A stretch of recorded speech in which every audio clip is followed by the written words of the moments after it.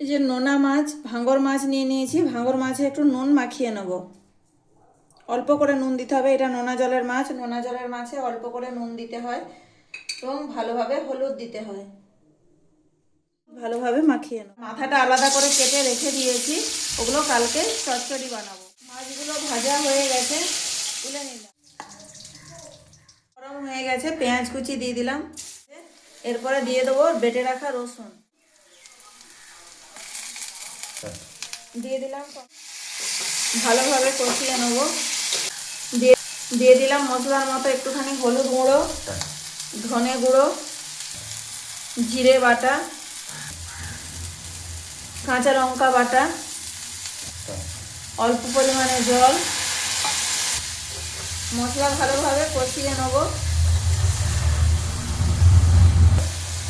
লঙ্কা গুঁড়ি দিয়ে দেবো। মশলা কষানো হয়ে গেছে, একটু জল দিয়ে দেবো। কম জল দিয়েছি, ঘন ঘন হলে মাছের ঝোলটা খেতে ভালো লাগবে। ঝোল ফুটে উঠেছে, মাছগুলো দিয়ে দেবো।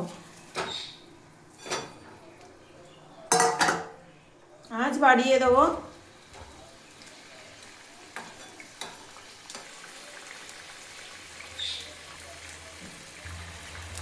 হাফ সেদ্ধ হয়ে গেছে, ঝোলের মতো লবণ দিয়ে দেবো।